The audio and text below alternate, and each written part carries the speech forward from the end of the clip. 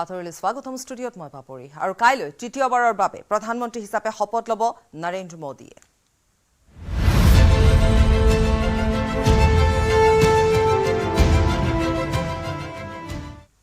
মোদী চৰকাৰ 3.0 এতিয়া প্ৰধানমন্ত্ৰী হিচাপে কাইলৈ নৰেন্দ্ৰ মোদীয়ে শপত ল'ব কিন্তু দপ্তৰ কোনে কোনে পাব কি পাব কোনে পাব প্ৰধান চাৰিটা দপ্তৰ কাৰ হাতত থাকিব এইলৈ এতিয়া চৰ্চা চলিছে নতুন দিল্লীত হৰব চৰ্চা বিশেষকৈ এনডিএৰ দুই প্ৰধান অংশীদাৰী দল টিডিপি আৰু জেডিইউৰ হাতত কি দপ্তৰ গটাব উল্লেখযোগ্য যে এবাৰ বিজেপিয়ে একক সংখ্যাগৰিষ্ঠতা লাভ নকৰিলে গতিকে তাৰ পৰিপ্ৰেক্ষিতত চৰকাৰ গঠন আৰু দপ্তৰ বিতৰণৰ ক্ষেত্ৰত এতিয়া বিশেষভাৱে গুৰুত্বপূৰ্ণ হৈ উঠিল কিং মেকাৰ হিচাপে নীতিশ কুমাৰ আৰু চন্দ্ৰবাবু নাইডু অৰ্থাৎ নীতিশ কুমাৰৰ জেডিইউ আৰু চন্দ্ৰবাবু নাইডুৰ টিডিপি দিল্লীৰ সূত্ৰই জনোৱা অনুসৰি টিডিপিয়ে 4টা কেবিনেট মন্ত্ৰী বিচৰাৰ লগতে ইফালে কেইবাটাও ৰাজ্যিক মন্ত্ৰী পদো টিডিপিয়ে বিচাৰিছে টিডিপিয়ে বিত্ত ৰাজ্য মন্ত্ৰী পদো দাবী কৰাৰ লগতে দাবী কৰিছে অন্ধ্ৰপ্ৰদেশৰ বাবে বিশেষ ৰাজ্য মৰ্যাদা প্ৰদানৰ দাবী ইফালে আন এক সহযোগী দল জেডিইউ 3টা কেবিনেট মন্ত্ৰীত্বৰ লগতে ৰেল বিচাৰিছে কৃষি বিচাৰিছে গ্ৰাম উন্নয়ন আৰু জলশক্তি মন্ত্ৰণালয় বিচাৰিছে চিৰাগ পাছৱানৰ লোকজন পাৰ্টিয়ে এটা কেবিনেট মন্ত্ৰী পদ বিচাৰাৰ লগতে এতিয়া এটা ৰাজ্যিক মন্ত্ৰী পদো বিচাৰিছে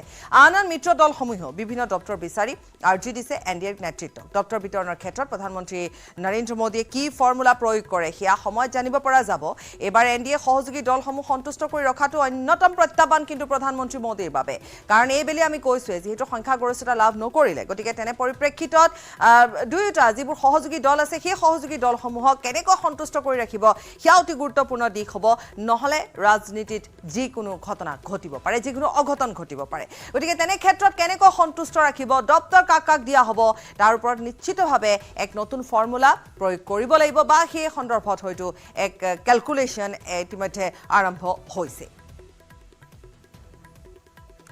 কাইলৈ বিশ্ববাসীৰ দৃষ্টি নিবদ্ধ থাকিব ভাৰতৰ ওপৰত কিয়নো জৱাহৰলাল নেহৰুৰ পাছত ক্ৰমাগত তৃতীয়বাৰৰ বাবে প্ৰধানমন্ত্ৰী হিচাপে নৰেন্দ্ৰ মোদীয়ে শপত গ্ৰহণ কৰিব কাইলৈ ৰাষ্ট্ৰপতি ভৱনত সন্ধিয়া 7:15 ৰাষ্ট্ৰপতি মুৰ্মুৱে প্ৰধানমন্ত্ৰী হিচাপে নৰেন্দ্ৰ মোদীক শপত বাক্য পাঠ কৰোৱাব মোদীৰ শপত গ্ৰহণক লৈ এতিয়া ব্যাপক প্ৰস্তুতি চলিছে মোদীৰ সৈতে কোনে শপত গ্ৰহণ কৰিব তাক লৈ চৰ্চা চলিছে মোদীৰ শপত গ্ৰহণ অনুষ্ঠানত বিদেশী অতিথি সহ উপস্থিত থাকিব হাজাৰোধিক অভ্যাগত দেশৰ বিভিন্ন ক্ষেত্ৰৰ বিশিষ্ট ব্যক্তিক শপত গ্ৰহণ অনুষ্ঠানলৈ আমন্ত্ৰণ জনোৱা হৈছে তাৰ ভিতৰত আছে বিশিষ্ট অধিবক্তা চিকিৎসক শিল্পী উপস্থিত থাকিব বিকশিত ভাৰতৰ এম্বেছাডৰসকল কেন্দ্ৰীয় চৰকাৰৰ আঁচনি হিতাধিকাৰী জনজাতীয় মহিলা সাফাই কৰ্মীকো আনকি আমন্ত্ৰণ জনোৱা হৈছে বিভিন্ন ধৰ্মৰ প্ৰায় 50 গৰাকী ধৰ্মীয় নেতাকো আমন্ত্ৰণ জনোৱা হৈছে মন কী বাতত ভাগ লোৱা লোক পদ্ম বঁটা প্ৰাপকক শপত গ্ৰহণ অনুষ্ঠানত উপস্থিত থাকিবলৈ আমন্ত্ৰণ জনোৱা হৈছে তৃতীয়বাৰলৈ প্ৰধানমন্ত্ৰী ৰূপে শপত লোৱাৰ পূৰ্বে ৰাজঘাটত উপস্থিত হৈ জাতিৰ পিতা মহাত্মা গান্ধীক শ্ৰদ্ধাঞ্জলি জনাব নৰেন্দ্ৰ মোদীয়ে ইপিনে প্ৰধানমন্ত্ৰীৰ শপত গ্ৰহণৰ বাবে দিল্লীত কটকটীয়া কৰি তোলা হৈছে নিৰাপত্তা ব্যৱস্থা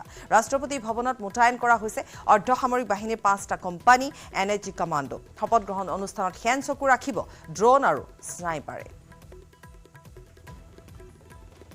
আগ্ৰহাম দিল্লীৰ সংবাদদাতা শংকৰ আনন্দৰ এক বিশেষ ৰিপৰ্ট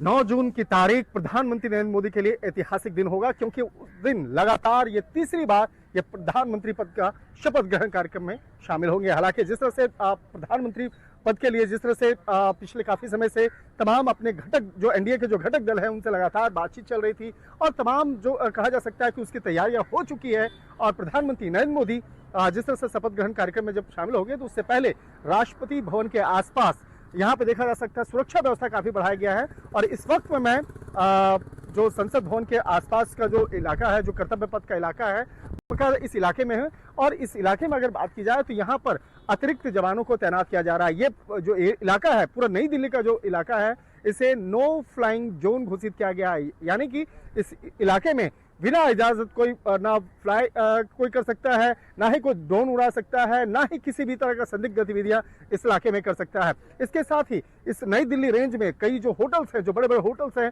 उस होटल्स में भी सुरक्षा व्यवस्था वहां पे काफी चाक चौबंद किया गया है क्योंकि कई जो विदेश से आ रहे हैं जो मेहमान हैं इसके साथ साथ जो तमाम जो सांसद हैं उनको अलग अलग होटल में ठहराया गया है तो उस होटल के अंदर और होटल के बाहर भी सुरक्षा व्यवस्था काफी बढ़ा दी गई है इसके साथ साथ जो नई दिल्ली इलाके में नई दिल्ली इलाके में चाहे बात करें दिल्ली पुलिस की बात करें, पैरामिलिट्री फोर्सेस की बात करें या अन्य एजेंसियों की बात करें, तो वहां पर उनको सख्त निर्देश दिया गया है कि इस इलाके में कोई भी संदिग्ध अगर कार्रवाई होती है तो तत्काल उस मामले पर कार्रवाई करनी चाहिए। और इसके साथ साथ तो सुरक्षा व्यवस्था की अगर बात करें तो सुरक्षा व्यवस्था को बढ़ाने के साथ साथ जो ट्रैफिक व्यवस्था है, ट्रैफिक व्यवस्था किस तरह से दुरुस्त किया जाए, इस मामले पर भी खास नजर होगी।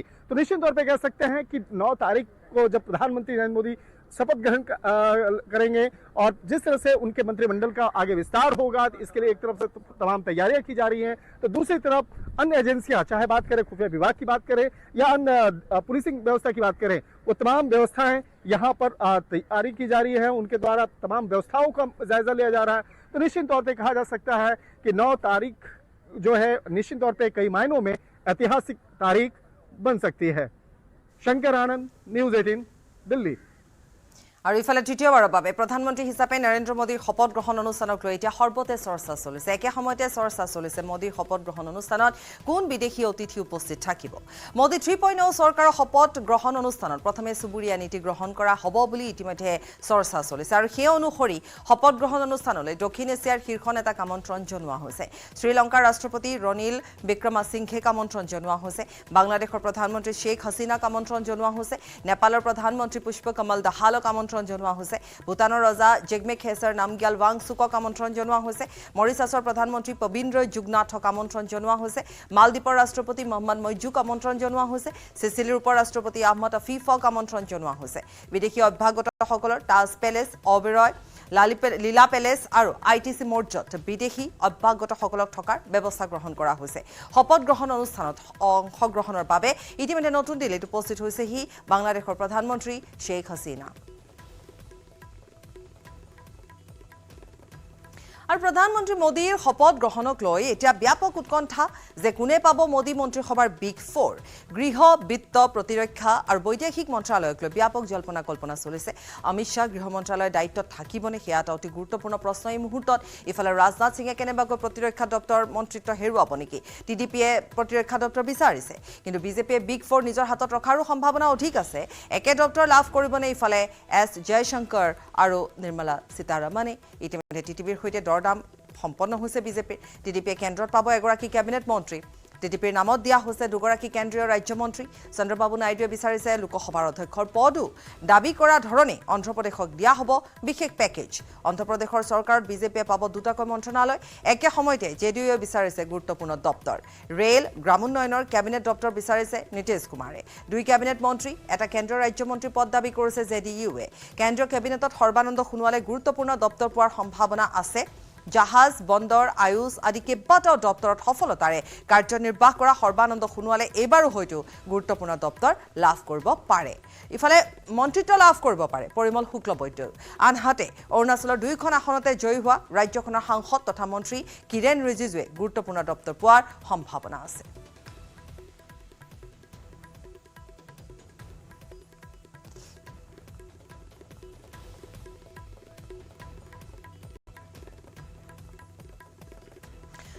আৰু ব্ৰেকিং নিউজ, মোদী মন্ত্ৰীসভাক লৈ অব্যাহত আছে জল্পনা কল্পনা। দপ্তৰ বিতৰণক লৈ ইফালে তৎপৰ হৈ পৰিছে বিজেপি। বিজেপিৰ ৰাষ্ট্ৰীয় সভাপতিৰ বাসগৃহত গুৰুত্বপূৰ্ণ বৈঠক অনুষ্ঠিত হৈছে। জেপি নাড্ডাৰ বাসগৃহত অমিত শ্বাহ উপস্থিত হৈছে। বিজেপিৰ ৰাষ্ট্ৰীয় সাধাৰণ সম্পাদক BL সন্তোষৰ নেতৃত্বত এই বৈঠক অনুষ্ঠিত হৈছে। দপ্তৰ বিতৰণক লৈ কি হ'ব পাৰে, জল্পনা কল্পনা ইতিমধ্যে আৰম্ভ হৈছে। আমি আকৌ এবাৰ এইখিনিতে উল্লেখ কৰিছোঁ, যিহেতু এইবেলি বিজেপিয়ে সংখ্যাগৰিষ্ঠতা লাভ নকৰিলে, গতিকে তেওঁৰ সহযোগী যি দল আছে সেই দলসমূহক খুচ ৰখাটো নিশ্চিতভাৱে এক গুৰুত্বপূৰ্ণ দিশ হ'ব। তেনে ক্ষেত্ৰত এই দপ্তৰ বিতৰণক লৈ নিশ্চিতভাৱে এক আলোচনা হৈ আছে আৰু ইতিমধ্যে আমি কৈছোঁ যে তৎপৰ হৈছে। আৰু বিশেষকৈ বিগ 4 কাৰ হাতত থাকিব, হয়তো বিজেপিৰ হাততে থাকিব। এতিয়া গোটেই কথাবোৰৰ মাজত প্ৰশ্ন অধিক আছে, কিন্তু উত্তৰ পাবলৈ অপেক্ষা কৰিব লাগিব। জেপি নাড্ডাৰ বাসগৃহত ইতিমধ্যে কেন্দ্ৰীয় গৃহমন্ত্ৰী অমিত শ্বাহ, যিহেতু বৰ্তমান তেওঁ সেই গৃহমন্ত্ৰী পাবনে নাপায় দপ্তৰ, সেয়াও নিশ্চিতভাৱে এক লক্ষণীয় দিশ হ'ব। কিন্তু যিয়ে নহওক অমিত শ্বাহ উপস্থিত হৈছে জেপি নাড্ডাৰ বাসগৃহত আৰু বিশেষকৈ এক তৎপৰতা আৰম্ভ হৈছে, কুচকাৱাজ আৰম্ভ হৈছে বুলি ক'ব পাৰি। বিজেপিৰ ৰাষ্ট্ৰীয় সাধাৰণ সম্পাদক BL সন্তোষৰ নেতৃত্বত এই বৈঠক অনুষ্ঠিত হৈছে, উপস্থিত হৈছে গৈ অমিত শ্বাহ।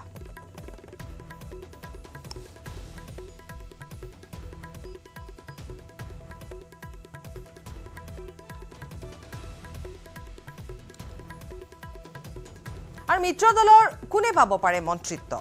বিজেপি সূত্ৰ অনুসৰি মন্ত্ৰিত্ব পাব পাৰে HAMৰ নেতা জিতেন ৰাম মাঝিয়ে। ইফালে হয়তো মন্ত্ৰিত্ব পাব পাৰে এনচিপি নেতা প্ৰফুল পেটেলে। চৰ্চা ইফালে ৰামমোহন নাইডুৰো চলিছে। টিডিপিৰ নেতা জয়ন্ত চৌধুৰী, RLDৰ নেতা সঞ্জয় কুমাৰ JDUৰ লালন সিং, JDUৰ Ramnath Thakur, JDU HD Kumaraswamy, JDS Sunil Thackeray NCP, Chirag Paswan LJP। গতিকে সম্ভাৱ্য যদি আমি ক'ব পাৰোঁ, সম্ভাৱ্য তেওঁলোকে মন্ত্ৰিত্ব পাব পাৰে। গতিকে তেনে ক্ষেত্ৰত এই সম্ভাৱ্য যিখন তালিকা, সেই তালিকাখন এবাৰ আমি কৈছোঁ লালন সিং JDUৰ, ইফালে চিৰাগ পাছৱান, ইফালে ৰামনাথ ঠাকুৰ JDUৰ। গতিকে এখন সম্ভাৱ্য মন্ত্ৰিত্বৰ তালিকা হ'ব পাৰে। এয়া সম্ভাৱ্য বুলিহে কৈছোঁ। পাব পাৰে HD কুমাৰাস্বামী JDSৰ, কাৰণ আকৌ কৈছোঁ যে এটা চাপ থাকিব নিশ্চিতভাৱে, কাৰণ নীতিশ কুমাৰ বা চন্দ্ৰবাবু নাইডু তেওঁলোকৰ এটা চাপ থাকিব। গতিকে সেই সহযোগী দলসমূহ সন্তুষ্ট কৰি ৰাখিব লাগিব। আৰু তেনে ক্ষেত্ৰত মন্ত্ৰিত্ব কোনে কোনে পাব পাৰে সহযোগী দলৰ ভিতৰত। কাইলৈ বিশ্ববাসীৰ দৃষ্টি নিবদ্ধ থাকিব ভাৰতৰ ওপৰতে। কাইলৈ NDA চৰকাৰৰ শপত গ্ৰহণ অনুষ্ঠান অনুষ্ঠিত হ'ব আৰু তৃতীয়বাৰলৈ প্ৰধানমন্ত্ৰীয়ে শপত ল'ব, প্ৰধানমন্ত্ৰী হিচাপে শপত ল'ব নৰেন্দ্ৰ মোদীয়ে। সন্ধিয়া 7:15 ল'ব আৰু দিল্লীত ইতিমধ্যে নিৰাপত্তা ব্যৱস্থা কটকটীয়া কৰি তোলা হৈছে। তাৰ মাজত চৰ্চিত বিষয়টো হৈছে দপ্তৰ আৰু মন্ত্ৰিত্ব।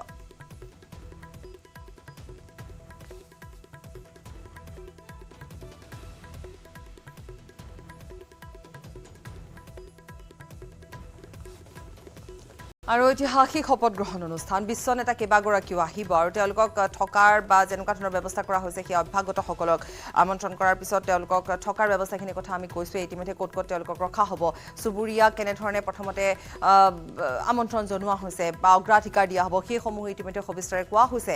আৰু ইফালে দিল্লীৰ কথা যদি আমি কওঁ, নিৰাপত্তা কটকটীয়া কৰি তোলা হৈছে। আৰু তাৰ উপৰিও এতিয়া দপ্তৰ আৰু মন্ত্ৰিত্বৰ কথা থাকিবই। গতিকে মোদী আৰু সতীৰ্থসকলে শপত ল'ব। কিন্তু চৰ্চিত বিষয়, মোদী প্ৰধানমন্ত্ৰী হিচাপে তৃতীয়বাৰলৈ তেওঁ শপত গ্ৰহণ কৰিব, শপত ল'ব, কিন্তু মন্ত্ৰিত্ব। আৰু তাকে লৈ ইতিমধ্যে আমি কৈছোঁৱেই যে JP নাড্ডাৰ বাসগৃহত এক বৈঠক অনুষ্ঠিত হৈছে। তাৰ উপৰিও অমিত শ্বাহ উপস্থিত আছে। তাৰ উপৰিও এতিয়া কোনে কোনে মন্ত্ৰিত্ব পাব তাক লৈ চৰ্চা হৈ আছে। দপ্তৰ বিতৰণৰ ক্ষেত্ৰতো চৰ্চা চলি আছে। গতিকে কোনে পাব পাৰে, এই গোটেই কথাবোৰৰ বাবে অপেক্ষা কৰিব লাগিব আৰু কিছু মুহূৰ্ত।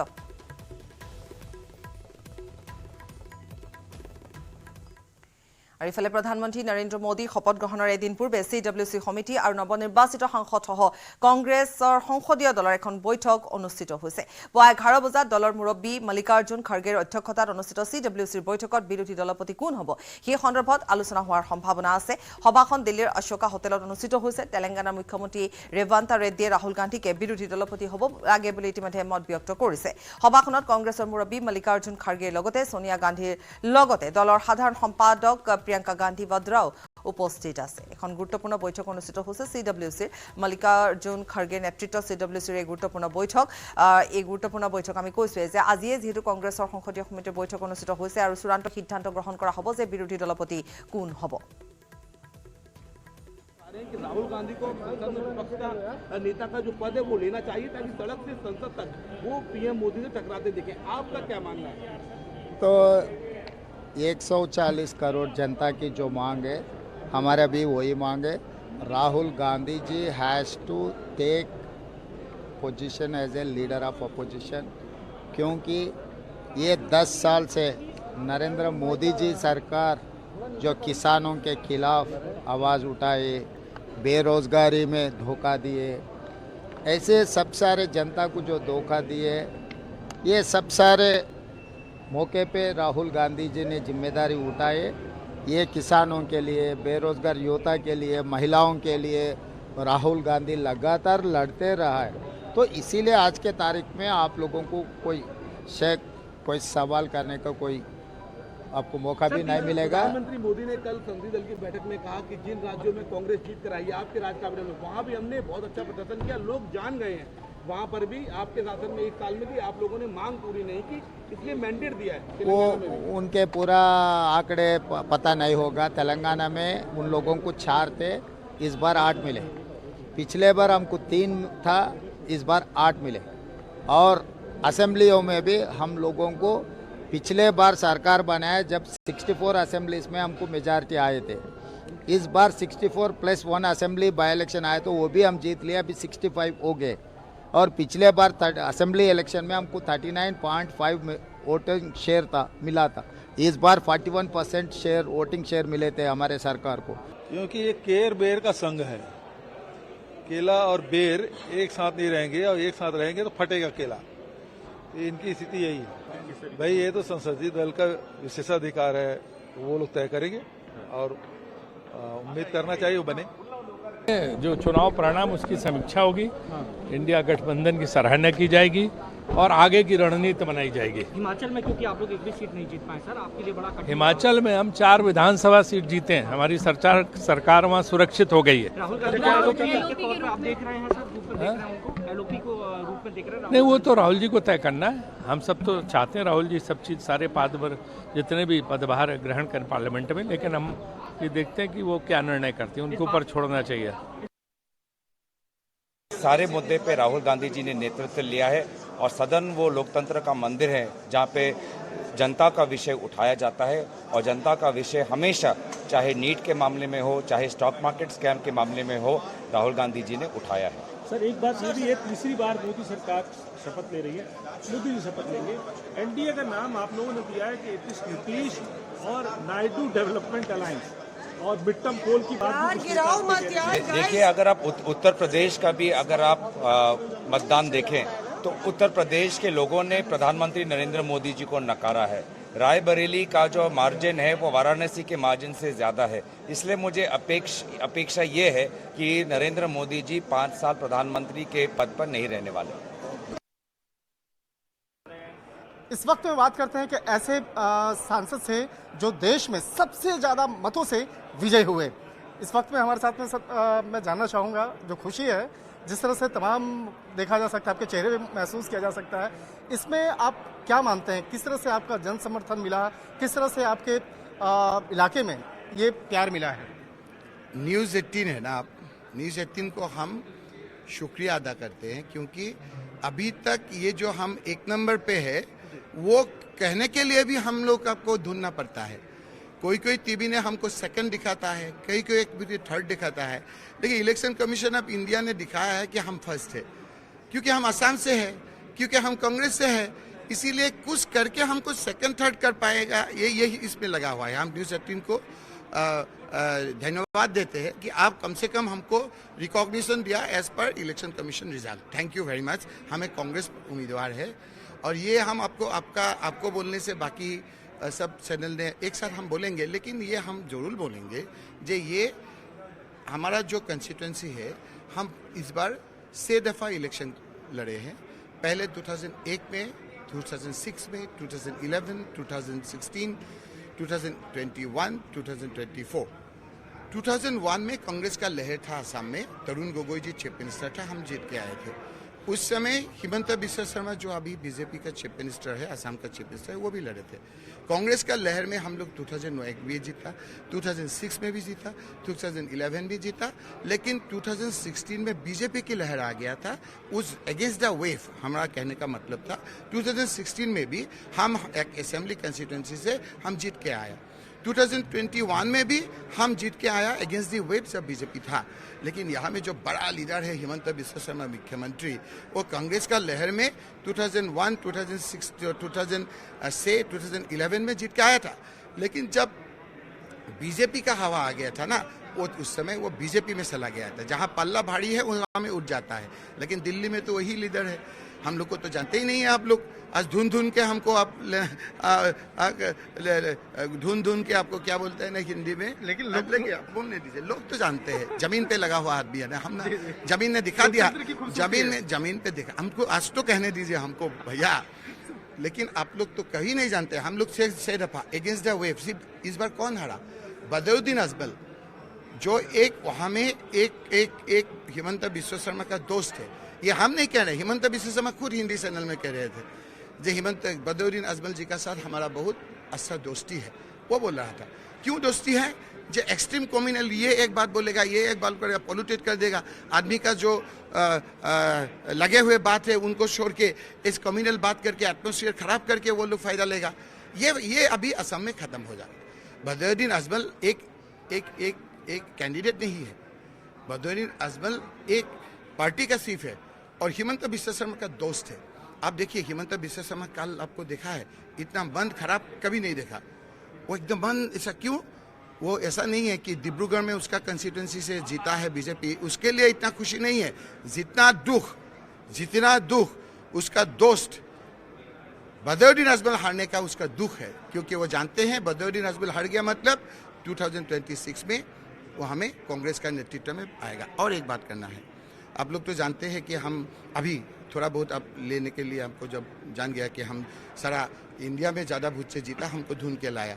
हम अभी तक इलेक्शन में हारा नहीं, लेकिन यहाँ में जो बड़ा लीडर हिमंत बिस्वा शर्मा 1996 में हारा था, लेकिन यहाँ में तो उससे ही बड़ा लीडर है। इसीलिए जिस जमीन पे लगा हुआ वो रिकॉग्निशन हम देने चाहते हैं। हमारा वो कांग्रेस एमएलए है, सब ये एमएलए दिन रात काम किया, हमारा कांग्रेस का आदमी और हमारा संगठन है जो और एक बात बोलना चाहते हैं, हम धुबरी जो कॉन्स्टिट्यूंसी का हम लोग का जो आम आदमी है, वो आम आदमी क्या है क्या नहीं है बाद में हम आपसे बात करेंगे। उन सबको हम धन्यवाद और शुक्रिया अदा करते हैं कि वो लोगों ने हमको 14 लाख से ज़्यादा वोट दिया। इतना वोट हम सुना है कि कभी किसी के कैंडिडेट ने नहीं मिला।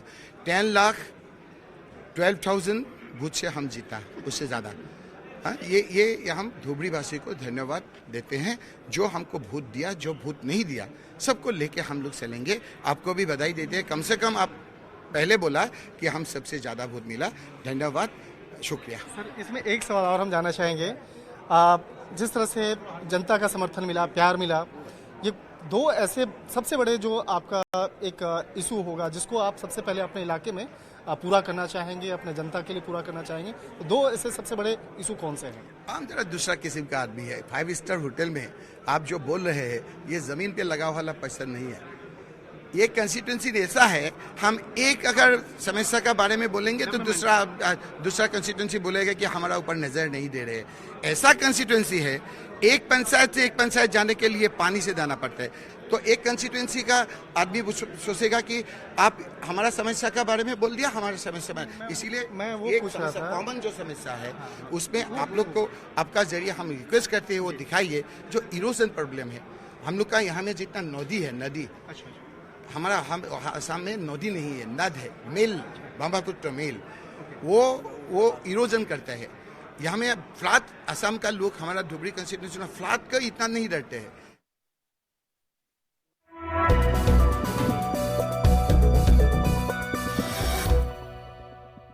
এইটো মাইথান ষ্টীল নহয়। ওচৰ চুবুৰীয়াসকলে লগাইছে। ষ্ট্ৰং মানে মাইথান ষ্টীল। এতিয়ালৈকে উৰণ সেতুৰ দাঁতিত নালাগিল লাইট। এই বিষয়ে ৰাষ্ট্ৰীয় ঘাইপথ প্ৰাধিকৰণৰ লগতে জিএমচি, জিএমডিএ আৰু মহানগৰ প্ৰশাসনে কাণসাৰ নিদিয়াৰ অভিযোগ ৰাইজৰ। একে ঠাইতে কেইবাটাও দুৰ্ঘটনা হোৱাৰ পাছতো ৰাইজক সাৱধান কৰাৰ কোনো ব্যৱস্থা নললে প্ৰশাসনে। মৰণ ফাণ্ডত পৰিণত হোৱা গুৱাহাটীৰ ২৭ নম্বৰ ৰাষ্ট্ৰীয় ঘাইপথত দুৰ্ঘটনাৰ পৰা ৰক্ষা পাবলৈ নেদেখাজনৰ শৰণ ল'ব লগা হৈছে গড়চুক আৰক্ষীয়ে। আৰক্ষীৰ এই কাণ্ডত উন্মোচিত হৈছে স্মাৰ্ট চিটিৰ প্ৰকৃত স্বৰূপ। গুৱাহাটীৰ পৰা উৎপল হালৈৰ সহযোগত ভাস্কৰ জ্যোতি শইকীয়াৰ report, news 18 Assam north east.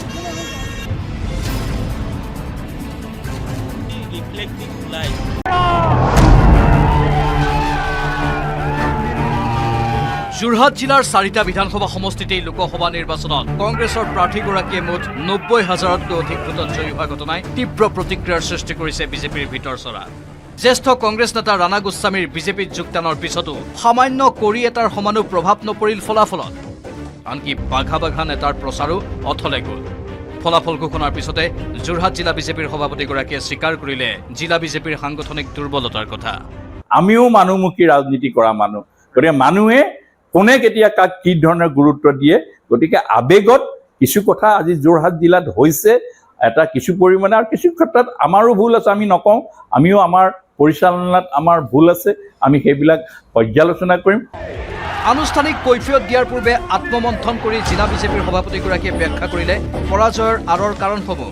তেওঁৰ মতে যোৰহাট জিলাত বহু চৰকাৰী প্ৰকল্প তথা উন্নয়নমূলক কাম সময়মতে হৈ নুঠাত জনসাধাৰণ ক্ষুব্ধ হৈ পৰিছে। ৰাইজৰ বিচৰা কামখিনি সময়মতে কৰি দিব নোৱাৰাটো, যিকোনো সি পৌৰসভাই হওক, সি পঞ্চায়তে হওক, সি উন্নয়ন বিভিন্ন কৰ্তৃপক্ষই হওক, কৰিব নোৱাৰিলে মানুহে বেয়া পোৱাটো স্বাভাৱিক। গতিকে সেইখিনি দক্ষ আৰু সময়সূচিতভাৱে কাম কৰিবলৈ আমি ক'ৰবাত আমাৰ তাত আমি পিছ পৰি আছো এইটো কথা মই স্বীকাৰ নকৰোঁ। যোৰহাট পৌৰসভাৰ 19টা ৱাৰ্ডতে ভোটৰ সংখ্যাৰে পৰাজয় বৰণ কৰিছে বিজেপিয়ে। এই ক্ষেত্ৰতো যোৰহাট পৌৰসভাক সমালোচনা জিলা সভাপতিৰ। গোটেইটো খং ৰাগ গোটেইবিলাক নিৰ্বাচনটোৰ ওপৰত মানুহসকলে জাৰি দিয়াৰ ফলত আমি যিটো আপুনি 90,000 ভোটৰ কথা কৈছে এনেকুৱাবিলাক বহু কথা য'ত হয়তো আমি 30,000 ভোটত পিছ পৰিব লাগিছিল, 40,000 ভোটত পিছ পৰিব লাগিছিল, হয়তো জেনেৰেল কথা এটাত কিবা সেইটো গৈ তেনেকুৱা এটা অস্বাভাৱিক এটা পৰি গ'ল। আনহাতে যোৰহাটৰ একাংশ প্ৰশাসনিক বিষয়া তথা চৰকাৰী বিষয়াৰ কাম কাজেও জনসাধাৰণক বিতুষ্ট কৰি তোলাত তাৰ প্ৰত্যক্ষ প্ৰভাৱ নিৰ্বাচনত পৰিছে বুলি জানিবলৈ দিয়ে যোৰহাট জিলা বিজেপিৰ সভাপতি হেমন্ত কলিতাই। ফাইনটো যে কৰিছে চৰকাৰৰ এটা ব্যৱস্থা, কিন্তু সেই ব্যৱস্থাবিলাকৰ মাইথান ষ্টীল নহয়। ওচৰ চুবুৰীয়াসকলে লগাইছে ষ্ট্ৰং মানে মাইথান ষ্টীল।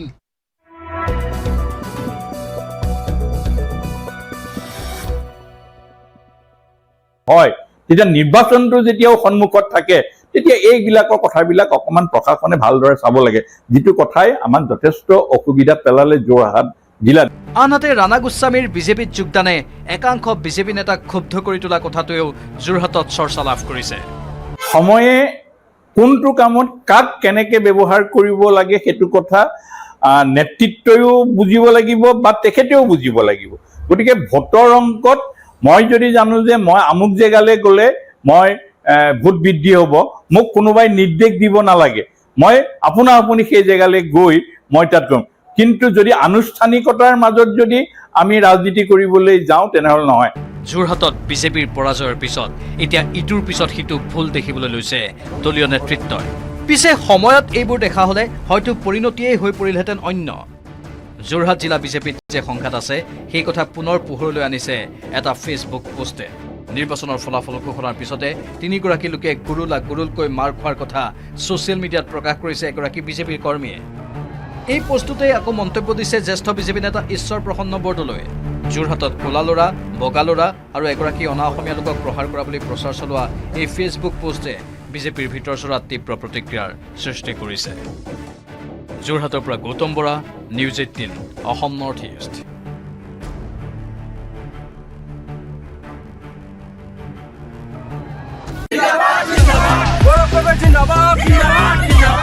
চৌব্বিছৰ পৰ্যালোচনা হ'ব 26ত। 24ত ফলাফল শূন্য বিধায়কে 26ত হেৰুৱাব টিকট। টিকট হেৰুৱাবলগীয়া বিধায়কৰ তালিকাত কোন কোন আছে? ঘোষণা হ'ল দেশৰ সাধাৰণ নিৰ্বাচনৰ ফলাফল। দেশৰ নিৰ্বাচনী ফলাফল ঘোষণাৰ পিছতে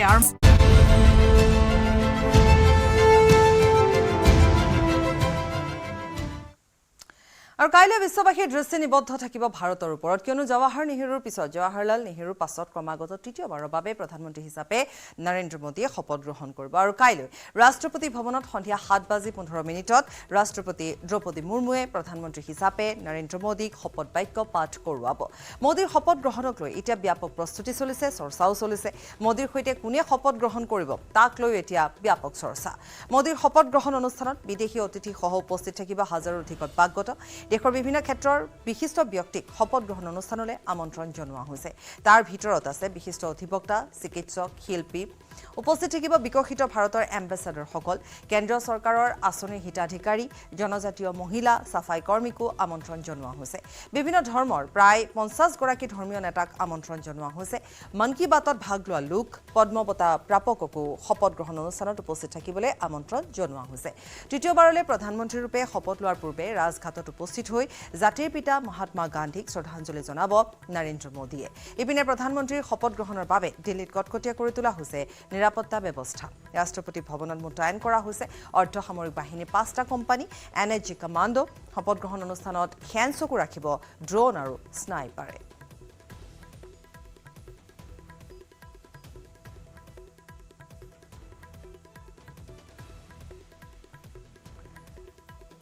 আৰু কাইলৈ আমি কৈছোৱে যে সকলোৰে দৃষ্টি নিবদ্ধ হৈ থাকিব তৃতীয়বাৰলৈ যেহেতু প্ৰধানমন্ত্ৰীৰূপে শপত ল'ব নৰেন্দ্ৰ মোদীয়ে আৰু কালিৰ দিনটোত যেহেতু তেওঁ ৰাষ্ট্ৰপতিগৰাকীক সাক্ষাৎ কৰিছিল আৰু তাৰ পিছতে যেনেধৰণে চলি আছে প্ৰস্তুতি চলি আছে তাৰ উপৰিও বিদেশী অতিথিসকল উপস্থিত থাকিব কোন কোন থাকিব তাৰ তালিকা ইতিমধ্যে শেষ হৈছে তাৰ উপৰি অভ্যাগতসকলক ক'ত ৰখা হ'ব সেয়াও ইতিমধ্যে গোটেইখিনি ইতিমধ্যে হৈ গৈছে প্ৰস্তুতি হৈ গৈছে তাৰ উপৰিও বিভিন্ন ধৰ্মৰ প্ৰায় 50 গৰাকী ধৰ্মীয় নেতাকো আমন্ত্ৰণ জনোৱা হৈছে আৰু লগতে বিভিন্ন ক্ষেত্ৰৰ বহু বিশিষ্ট ব্যক্তিক শপত গ্ৰহণলৈ আমন্ত্ৰণ জনোৱা হৈছে সাফাই কৰ্মীসকলকো আমন্ত্ৰণ জনোৱা হৈছে পদ্ম বঁটা প্ৰাপককো শপত গ্ৰহণ অনুষ্ঠানলৈ আমন্ত্ৰণ জনোৱা হৈছে কিন্তু এই গোটেইখিনি কথাৰ মাজতে এতিয়াও চৰ্চিত বিষয়টো হৈছে যে মন্ত্ৰিত্ব কোনে কোনে আৰু পাব শপত কোনে ল'ব আৰু দপ্তৰ বিতৰণ কেনেধৰণে কৰা হ'ব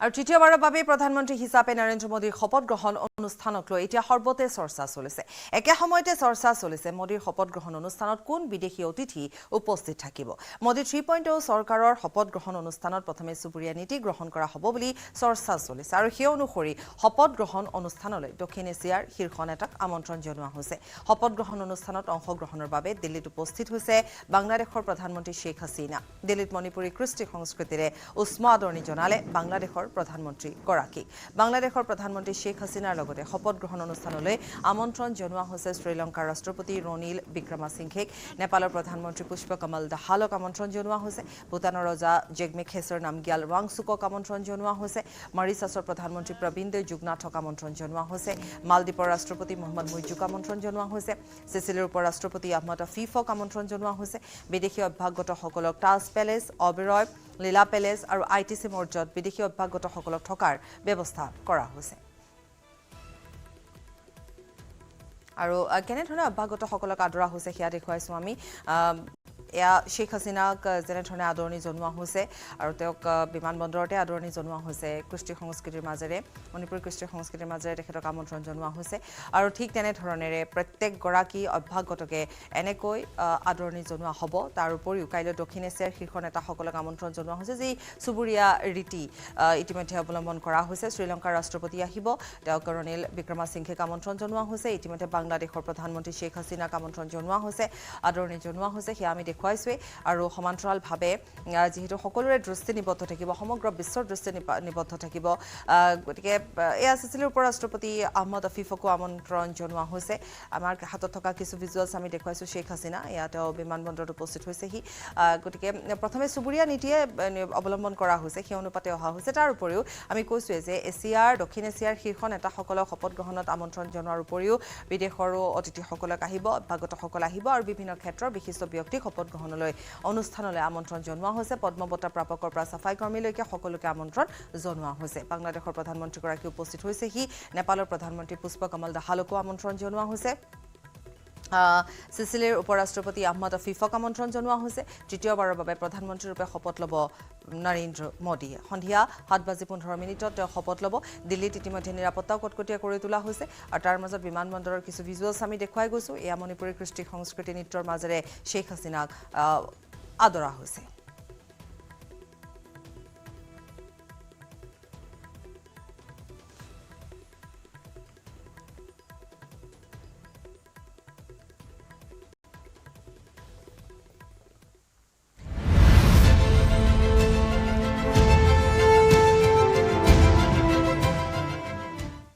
তৃতীয়বাৰৰ বাবে প্ৰধানমন্ত্ৰী হিচাপে শপত ল'ব নৰেন্দ্ৰ মোদীয়ে ৰাষ্ট্ৰপতি ভৱনত দেওবাৰে সন্ধিয়া 7:15 ৰাষ্ট্ৰপতি মুৰ্মুৱে পাঠ কৰাব শপত বাক্য মোদীৰ শপত গ্ৰহণ তথা মোদীৰ সৈতে কোনে শপত গ্ৰহণ কৰিব তাক লৈ এতিয়া ব্যাপক জল্পনা কল্পনা চলিছে বিজেপিয়ে একক সংখ্যাগৰিষ্ঠতা লাভ কৰাত ব্যৰ্থ হোৱাৰ পাছতে মোদী মন্ত্ৰীসভাক লৈ স্বাভাৱিকতে বিভিন্ন চৰ্চা চলিছে কাৰণ এইবাৰৰ নিৰ্বাচনৰ ফলাফলে NDAৰ সহযোগী দলসমূহক অধিক গুৰুত্বপূৰ্ণ কৰি তুলিছে বিশেষকৈ 16খন আসন লাভ কৰি চন্দ্ৰবাবু নাইডুৰ তেলেগু দেশম পাৰ্টি আৰু 12খন আসন লাভ কৰা নীতিশ কুমাৰৰ জনতা দল ইউনাইটেডে বিজেপিৰ সৈতে দৰদাম কৰিছে শেহতীয়া তথ্য অনুসৰি ইতিমধ্যে মিত্ৰজোঁটৰ সৈতে আলোচনা সম্পন্ন হৈছে বিজেপিৰ সূত্ৰ অনুসৰি বিজেপিয়ে মন্ত্ৰীসভাৰ বিগ 4 নিজৰ হাততে ৰাখিব অৰ্থাৎ গৃহ প্ৰতিৰক্ষা বিত্ত আৰু বৈদেশিক মন্ত্ৰালয় বিজেপিয়ে আন সহযোগী দলক এৰি নিদিব একে সময়তে আন এটা গুৰুত্বপূৰ্ণ দপ্তৰ ৰেলৱে মন্ত্ৰালয় নীতিশ কুমাৰে বিচাৰিছিল যদিও ৰেলৱে মন্ত্ৰালয়ৰ লগতে আন কেইবাটাও গুৰুত্বপূৰ্ণ দপ্তৰ বিজেপিয়ে নিজৰ হাততে ৰখাৰ সম্ভাৱনাই অধিক বিজেপিয়ে পথ পৰিবহণ আইন তথ্য আৰু সম্প্ৰচাৰ আৰু শিক্ষা মন্ত্ৰালয় নিজৰ সৈতে ৰাখিব বিচাৰিছে চন্দ্ৰবাবু নাইডুৰ টিডিপি সদ্যহতে এটা কেবিনেট দপ্তৰ আৰু 2 কেন্দ্ৰীয় ৰাজ্যমন্ত্ৰীৰ দায়িত্ব দিয়া হ'ব নীতিশ কুমাৰৰ দল জেডিইউৱে 2019ত 16খন আসন লাভ কৰা সত্ত্বেও বিজেপিয়ে জেডিইউ কেবিনেট মন্ত্ৰিত্ব দিয়া নাছিল বিপৰীতে এইবাৰ দলটোৱে 12খন আসন লাভ কৰিও এইবাৰ চৰকাৰত দলটোৰ গুৰুত্ব বুজি নীতিশ কুমাৰে ৰেলৱে মন্ত্ৰালয়ৰ লগতে কৃষি আৰু গ্ৰাম্য উন্নয়ন দপ্তৰো বিচাৰিছে অৱশ্যে দলটো কি দপ্তৰ দিব সেয়া এতিয়াও নিশ্চিত হোৱা নাই কিন্তু এটা কেবিনেট আৰু 2টা ৰাজ্যমন্ত্ৰীৰ দপ্তৰ জেডিইউৱে লাভ কৰাৰ সম্ভাৱনা আছে লক্ষণীয়ভাৱে নীতিশ কুমাৰে পূৰ্বে ৰেলৱে দপ্তৰৰ দায়িত্ব পালন কৰাৰ লগতে দলটোত আৰচিপি সিঙে ষ্টিল মন্ত্ৰালয়ৰ দায়িত্ব সম্ভালিছিল দেওবাৰে প্ৰধানমন্ত্ৰী হিচাপে নৰেন্দ্ৰ মোদীয়ে শপত গ্ৰহণ কৰাৰ লগতে আন 15 গৰাকী কেবিনেট সতীৰ্থইও শপত গ্ৰহণ কৰাৰ সম্ভাৱনা আছে 7খন আসন লাভ কৰা একনাথ সিন্দেৰ শিৱসেনাই মোদী মন্ত্ৰীসভাত এটা কেবিনেট দপ্তৰ আৰু এটা কেন্দ্ৰীয় ৰাজ্যমন্ত্ৰীৰ দপ্তৰ লাভ কৰাৰ সম্ভাৱনা আছে একেদৰে 5খন আসন লাভ কৰা চিৰাগ পাছৱান নেতৃত্বাধীন লোক জনশক্তি দলেও মোদী মন্ত্ৰীসভাত এটা কেবিনেট দপ্তৰ আৰু এটা কেন্দ্ৰীয় ৰাজ্যমন্ত্ৰীৰ দপ্তৰ লাভ কৰাৰ সম্ভাৱনা আছে একেদৰে মোদী মন্ত্ৰীসভাত একোটাকৈ কেবিনেট বা ৰাজ্যমন্ত্ৰীৰ দপ্তৰ লাভ কৰিব পাৰে এছডি কুমাৰস্বামী নেতৃত্বাধীন জেডিএছ পৱন কল্যাণে নেতৃত্বাধীন আৰু আৰএলডিয়ে ৰাজ্যমন্ত্ৰীৰ দায়িত্ব লাভ কৰিব পাৰে আপনা দলৰ নেত্ৰী অনুপ্ৰিয়া পেটেল আমাৰ নেতা জিতেন ৰাম মাঝী দেওবাৰে নৰেন্দ্ৰ মোদীৰ সৈতে কোনে কোনে শপত গ্ৰহণ কৰিব তাক লৈ এনডিএ শিবিৰত ইখনৰ পাছত সিখনকৈ এতিয়া বৈঠক অনুষ্ঠিত হৈছে জ্যেষ্ঠ বিজেপি নেতা অমিত শ্বাহ আৰু বিজেপিৰ ৰাষ্ট্ৰীয় সভাপতি জেপি নাড্ডাই এনডিএ মিত্ৰজোঁটৰ ইজনৰ পিছত সিজন নেতাৰ সৈতে আলোচনাত বহিছে খবৰ অনুসৰি প্ৰথমে 2 বিজেপি জ্যেষ্ঠ নেতাই এনচিপি নেতা অজিত পাৱাৰ প্ৰফুল পেটেল আৰু সমীৰ ভুজবলৰ সৈতে আলোচনাত মিলিত হয় তাৰ পাছতে ৰাষ্ট্ৰীয় লোকদলৰ মুৰব্বী জয়ন্ত চৌধুৰীৰ সৈতেও আলোচনা চলে সকলো জল্পনা কল্পনাৰ অন্ত পেলাই দেওবাৰে প্ৰধানমন্ত্ৰী হিচাপে শপত গ্ৰহণ কৰিব নৰেন্দ্ৰ মোদীয়ে আৰু প্ৰধানমন্ত্ৰী মোদীৰ শপত গ্ৰহণক লৈ এতিয়া ব্যাপক উৎকণ্ঠা কোনে পাব মোদী মন্ত্ৰীসভাৰ বিগ 4 গৃহ বিত্ত প্ৰতিৰক্ষা আৰু বৈদেশিক মন্ত্ৰালয়ক লৈও ব্যাপক জল্পনা কল্পনা চলিছে অমিত শ্বাহ গৃহ মন্ত্ৰালয়ৰ দায়িত্ব থাকিবনে নে প্ৰতিৰক্ষা দপ্তৰ হেৰুৱাব ৰাজনাথ সিঙে টিডিপিয়ে বিচাৰিছে প্ৰতিৰক্ষা দপ্তৰ কিন্তু বিজেপিয়ে বিগ 4 নিজৰ হাততে ৰখাৰো সম্ভাৱনা অধিক আছে একে দপ্তৰ লাভ কৰিবনে এছ জয়শংকৰ নিৰ্মলা সীতাৰমণে ইতিমধ্যে টিডিপিৰ সৈতে দৰদাম সম্পন্ন বিজেপিৰ টিডিপিয়ে কেন্দ্ৰত পাব এগৰাকী কেবিনেট মন্ত্ৰী টিডিপিৰ নামত দিয়া হৈছে 2 গৰাকী কেন্দ্ৰীয় ৰাজ্যমন্ত্ৰী চন্দ্ৰবাবু নাইডুৱে বিচাৰিছে লোকসভাৰ অধ্যক্ষৰ পদো দাবী কৰা ধৰণে অন্ধ্ৰপ্ৰদেশক দিয়া হ'ব বিশেষ পেকেজ অন্ধ্ৰপ্ৰদেশৰ চৰকাৰত বিজেপিয়ে পাব 2টাকৈ মন্ত্ৰণালয় একে সময়তে জেডিইউ বিচাৰিছে গুৰুত্বপূৰ্ণ দপ্তৰ ৰেল গ্ৰামোন্নয়নৰ কেবিনেট দপ্তৰ বিচাৰিছে নীতিশ কুমাৰে 2 কেবিনেট মন্ত্ৰী এটা কেন্দ্ৰীয় ৰাজ্যমন্ত্ৰী পদ দাবী কৰিছে জেডিইউৱে কেন্দ্ৰীয় কেবিনেটত সৰ্বানন্দ সোণোৱালে গুৰুত্বপূৰ্ণ দপ্তৰ পোৱাৰ সম্ভাৱনা আছে জাহাজ বন্দৰ আয়ুষ আদি কেইবাটাও দপ্তৰ সফলতাৰে কাৰ্যনিৰ্বাহ কৰা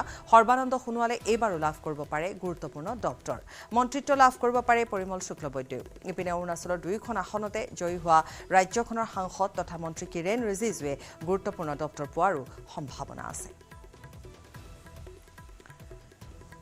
মিত্ৰ দলৰ কোনে পাব পাৰে মন্ত্ৰিত্ব বিজেপি সূত্ৰ অনুসৰি মন্ত্ৰিত্ব পাব পাৰে HMৰ নেতা জিতেন ৰাম মাঝীয়ে মন্ত্ৰিত্ব পাব পাৰে এনচিপি নেতা প্ৰফুল পেটেলে চৰ্চা চলি আছে টিডিপিৰ ৰামমোহন নাইডু আৰএলডিৰ জয়ন্ত চৌধুৰী জেডিইউৰ সঞ্জয় কুমাৰ ঝা জেডিইউৰ লালন সিং জেডিইউৰ ৰামনাথ ঠাকুৰ জেডিএছৰ HD কুমাৰস্বামী এনচিপিৰ সুনীল ঠাকৰে এলজেপিৰ চিৰাগ পাছৱান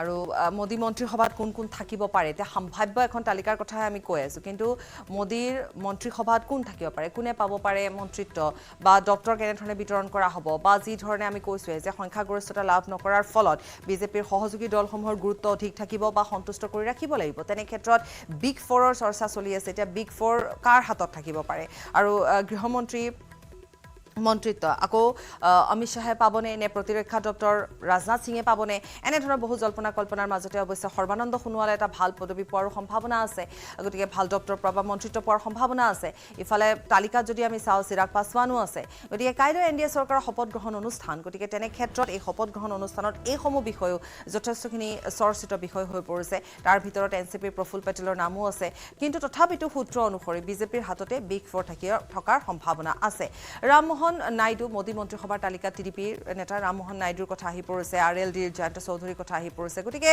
মোদী মন্ত্ৰীসভাক লৈ এতিয়া বিশেষভাৱে এক জল্পনা কল্পনা চলিছে গতিকে JDU আৰু টিডিপিৰ সৈতে বিশেষ দৰদাম চলি আছে বৈঠক চলি আছে অনুষ্ঠিত হৈ আছে বৈঠক অমিত শ্বাহ উপস্থিত হৈছে গতিকে এই গোটেই কথাখিনি সামৰি আমি এই মুহূৰ্তত সংযুক্ত হ'ম আমাৰ দিল্লীৰ সাংবাদিক शंकर आनंदर होते शंकर आनंद पहले तो आप ये बताइए कि बैठक वहीं पे चल रहा है और मिनिस्ट्री को लेकर ये बैठक है इसके अलावा जो तैयारी है उसके बारे में भी थोड़ा बहुत हम आपसे जानना चाहेंगे शंकर देखिए तकरीबन 11:30 बजे के लम्हे में अमित शाह इसके साथ साथ बीजेपी के जो राष्ट्रीय अध्यक्ष हैं JP नड्डा और BL संतोष ये तीनों एक साथ पहुंचे थे प्रधानमंत्री नरेंद्र मोदी के आवास पर वहां पहुंचने के बाद विस्तार से मीटिंग की जा रही थी और मीटिंग इस बात को लेकर था किस तरह से एनडीए गठबंधन में तमाम जो मंत्रिमंडल का विस्तार होगा हालांकि सबसे बड़ी बात होगी कि कल 9 जून को जब प्रधानमंत्री नरेंद्र मोदी प्रधानमंत्री पद का जब शपथ ग्रहण करेंगे तो उसके साथ साथ और कौन कौन से मंत्री बनेंगे वो सबसे बड़ी बात होगी कौन कौन से कैबिनेट मंत्री बनेंगे वो होगा और अगर नॉर्थ ईस्ट की बात करें तो नॉर्थ ईस्ट से भी जुड़े हुए कई ऐसे योग्य उम्मीदवार हैं योग्य जो सांसद हैं उनको भी इस बार मंत्रिमंडल में स्थान मिल सकता है और जिस तरह से अगर बात करें तो जिस तरह से पूरे इस मंत्रिमंडल में जिस तरह से एनडीए की अगर बात करें तो एनडीए को ध्यान में रखते हुए जिस तरह से सहयोगी पार्टी अगर बात करें जैसे बिहार से नीतीश कुमार जो है शंकर जो भी हो लेकिन हम अगर देखें तो पूरी जो माहौल है उसमें अगर हम विस्तारित रूप से अगर हम जानकारी लेंगे तो उसमें ज़्यादातर आप देखेंगे कि टीडीपी हो या फिर हम JDU के बारे में हो तो उसके ऊपर ध्यान रखना होगा बीजेपी को अगर ध्यान रख के ये जो मंत्री सभा के बारे में आप बोल रहे हैं वो जो बैठक अभी शुरू हुई है वो बैठक में शायद यही निर्णय लिया जाएगा है ना निश्चित तौर पे आपने सही कहा है कि कौन कौन से मंत्रिमंडल में कौन कौन से नेता शामिल हो गए कौन किनको कैबिनेट में मिलेगा कि इनको MOS बनाया जाएगा तो इन तमाम नामों पर सहमति हो रही है हालांकि कल देर रात तक जिस तरह से 11 से 11:30 बजे तक JP नड्डा उनके आवास पर भी एक महत्वपूर्ण बैठक हुई थी और उस बैठक में भी जिस तरह से अमित शाह जो हैं वो उस बैठक में थे इसके साथ ही कल रात में भी काफ़ी विस्तार से चर्चा हुई थी लेकिन आज कहा जा सकता है उसको फाइनल जो लिस्ट है वो लगभग उन नामों पर चर्चा हो रही है लेकिन कौन कौन से कैबिनेट मंत्री बनेंगे कौन नहीं बनेंगे इस तरह लेकिन इस बार बीजेपी को ध्यान में सहयोगी दल को रखना तो जरूर होगा क्योंकि बहुमत उनको हासिल नहीं हुई है तो टीडीपी हो या फिर JDU हो एक शायद उस पे ज्यादा ध्यान देना होगा ताकि कुछ ना घटे अगले दिन अगले जो आने वाले साल है उसमें ना कोई घटना घटे उसके ऊपर ध्यान रखना पड़ेगा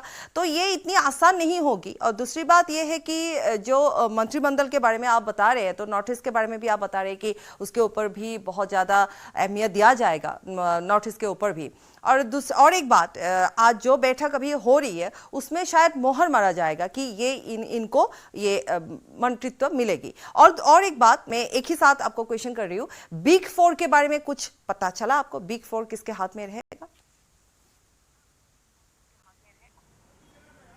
देखिए कल सवाल जो है आपका बहुत सटीक सवाल है लेकिन इस सवाल पर कल प्रधानमंत्री नरेंद्र मोदी ने ही एक इसका जवाब देते हुए उन्होंने एक जवाब दिया था कि देखिए कैबिनेट किनको देना है किनको मंत्रिमंडल में शामिल करना है किसको नहीं करना है इस मसले पर काफ़ी अटकलें चल रही हैं तो उस पर कोई भी ध्यान ना दें और ना ही कयासबाजी करें तो ये भी नरेंद्र मोदी जो उन्होंने इस बात को सरेआम उन्होंने पार्लियामेंट में कहा तो इसका मतलब साफ है कि देखिए अटकलों को लेकर कई जो ऐसी बातचीत चलती है तो इतना तो स्पष्ट है कि एनडीए गठबंधन को लेकर एक मजबूत जो एक सरकार बनाने की कोशिश की जाएगी और नॉर्थ ईस्ट की अगर बात करें तो नॉर्थ ईस्ट से 2 ऐसे नाम हैं हालांकि नाम का अभी खुलासा नहीं किया जा रहा है लेकिन इतना स्पष्ट है कि 2 नाम को लेकर यहाँ पे काफ़ी चर्चा हुई है और उनको मंत्रिमंडल में स्थान मिल सकता है।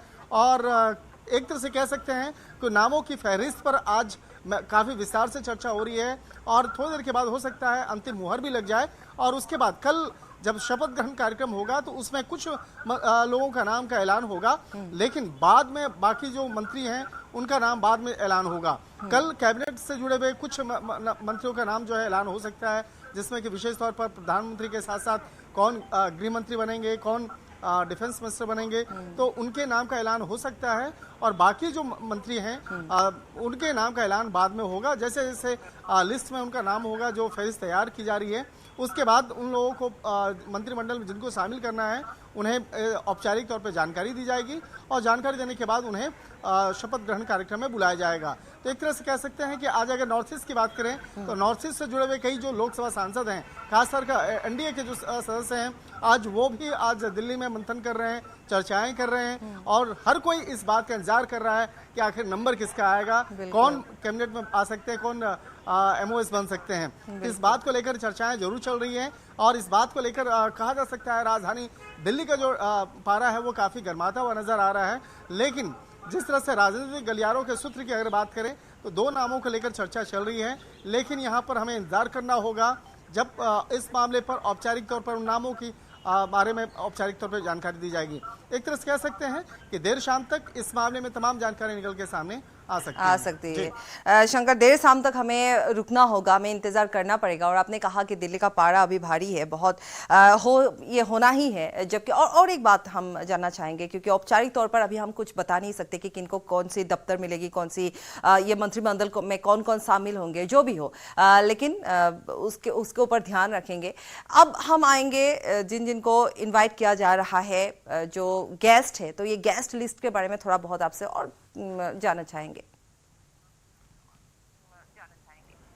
देखिए, सबसे पहले एक और इसी स्टोरी में एक महत्वपूर्ण जो पक्ष है मैं वो बताना चाहूँगा कि दिल्ली में जिस तरह से शपथ ग्रहण को लेकर जो तैयारियां की जा रही हैं, तो नई दिल्ली का जो इलाका है इसको नो फ्लाइंग जोन घोषित किया गया है कि इस इलाके में ना ही तो यहाँ पे चाहे एरोप्लेन हो, हेलीकॉप्टर हो या ड्रोन भी उड़ाने की इजाज़त नहीं होगी। इसके साथ ही पूरे इस इलाके में जितने भी होटल हैं उन तमाम होटल के आसपास सुरक्षा व्यवस्था को बढ़ा दिया गया है। चाहे अर्धसैनिक बलों की बात करें, दिल्ली पुलिस की बात करें या अन्य सुरक्षा के साथ साथ जो खुफिया एजेंसियां हैं उनको विशेष तौर पर अलर्ट किया गया है कि राजधानी दिल्ली में इस समारोह के दौरान या उसके आगे पीछे कोई भी ऐसी घटना ना घटे।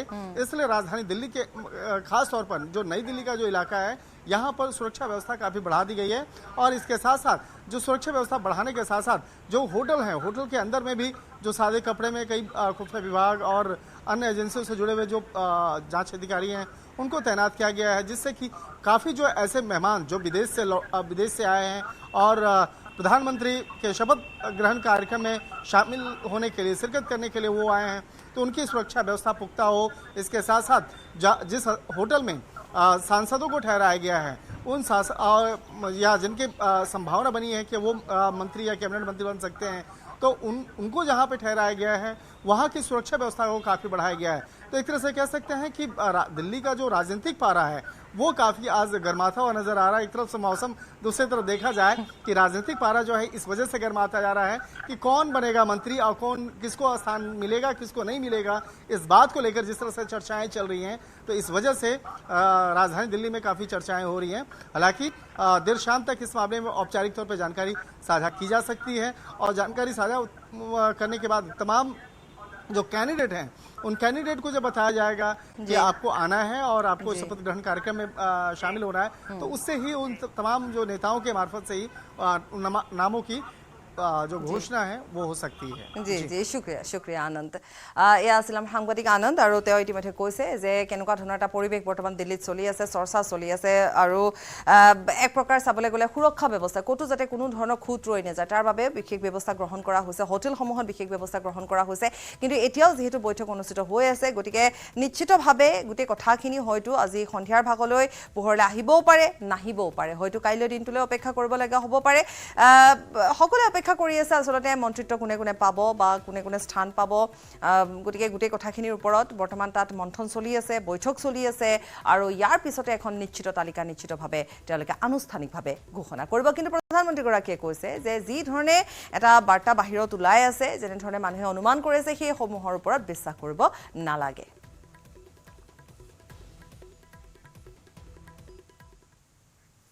খবৰ অব্যাহত ৰাখিম সময় বিৰতি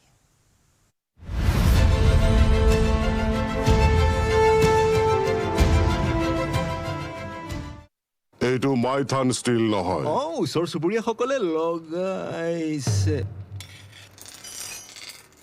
ষ্ট্ৰং মানে মাইথান ষ্টীল প্ৰতিটো ৰাজনৈতিক দলৰ পৰ্যালোচনা অসমৰ বিজেপিৰ প্ৰদৰ্শনক লৈ সুখী মুখ্যমন্ত্ৰী হিমন্ত বিশ্ব শৰ্মা 14 সংসদীয় সমষ্টিৰ 3 সমষ্টিত জয়লাভ নকৰিলেও 126টা বিধানসভা সমষ্টিৰ 94টাতে অগ্ৰগতি লাভ কৰিলে বিজেপিয়ে অথচ বিজেপিৰ প্ৰত্যাশা আছিল 80টা মানহে যোৰহাটত আমি আগতেও ভাল নকৰোঁ আমি খুব সম্ভৱ 10টা সিটৰ আমাৰ 6টাতে আমি হাৰিছিলোঁ গতিকে সেইটো সিট আগৰ পৰাই আমাৰ টান লক্ষ্য 95 লক্ষ্যটো মই ইমান লক্ষ্য কৰিবই পৰা নাছিলোঁ মোৰটো লক্ষ্য আছিল হাৰ্ডলি 80 মান পালে ঠিক আছিল পিছে কেমেৰাৰ আগত আনন্দ দেখুৱালেও উজনিক লৈ উদ্বিগ্ন ৰাজ্যিক বিজেপি গৌৰৱৰ বিজয়ক লৈ যিমানে চিন্তিত তাতকৈ বেছি হতাশ যোৰহাট সমষ্টিৰ 10টা বিধানসভা সমষ্টিৰ 9টাতে বিজেপিৰ শোচনীয় প্ৰদৰ্শনক লৈ এনে প্ৰদৰ্শনক লৈ দলটোত চলি থকা পৰ্যালোচনাৰ মাজতেই বিজেপিত আৰম্ভ হৈছে আন এক গুণাগথা 24ৰ ফলাফল শূন্য বিধায়কে নাপাব 26ৰ টিকট 24ৰ বিধানসভা সমষ্টি ভিত্তিত তথ্যই হ'ব 26ৰ মূল মন্ত্ৰ সেই অনুসৰি যোৰহাট লোকসভা সমষ্টিৰ অন্তৰ্গত 6 বিধানসভা সমষ্টিৰ বিধায়কৰ বিপদ অনিবাৰ্য মন্ত্ৰী যোগেন মোহনৰ মাহমৰা সমষ্টিত কংগ্ৰেছৰ লিড 9650টা ভোট বিধায়ক সুশান্ত বৰগোহাঁইৰ ডিমোৰ সমষ্টিত কংগ্ৰেছৰ লিড 16055টা ধৰ্মেশ্বৰ কোঁৱৰৰ সোণাৰী সমষ্টিত কংগ্ৰেছৰ লিড 10334 মিত্ৰজোঁটৰ বিধায়ক ৰেণুপমা ৰাজখোৱাৰ সমষ্টিত কংগ্ৰেছৰ লিড 23377 সিদ্ধাৰ্থনাথ গোস্বামীৰ যোৰহাট সমষ্টিত 12130 একেদৰে ৰূপজ্যোতি কুৰ্মীৰ মৰিয়নি সমষ্টিত 16785 ভোটত আগত গৌৰৱ গগৈ এয়া যোৰহাট লোকসভা সমষ্টিৰ পৰিসংখ্যা ভিত্তিক তথ্য পিছে এয়াই শেষ নহয় ইয়াৰ উপৰিও যদিওবা বিজেপিৰ দখলত থকা বিধানসভা সমষ্টিত কংগ্ৰেছ পাৰ্টিৰ লিড নাই তথাপিও কিন্তু অধিক ব্যৱধান দিব নোৱাৰি এইটো মাইথান ষ্টীল নহয় ওচৰ চুবুৰীয়াসকলে লগাইছে ষ্ট্ৰং মানে মাইথান ষ্টীল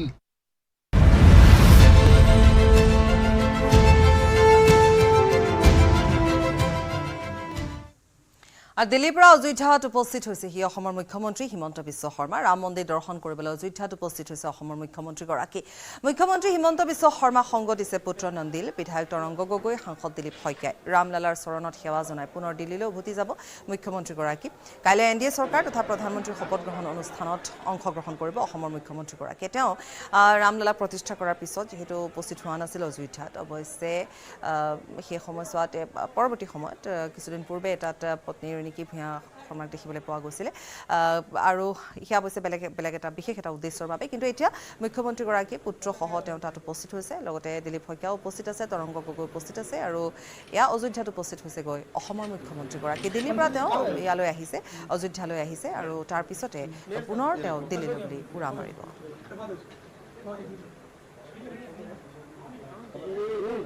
বন্ধুতে কিছু দৃশ্যাংশ আমি দেখুৱাইছোঁ সম্প্ৰচাৰ দেখুৱাইছোঁ তেওঁ এই মুহূৰ্তত তাতে উপস্থিত আছে যিহেতু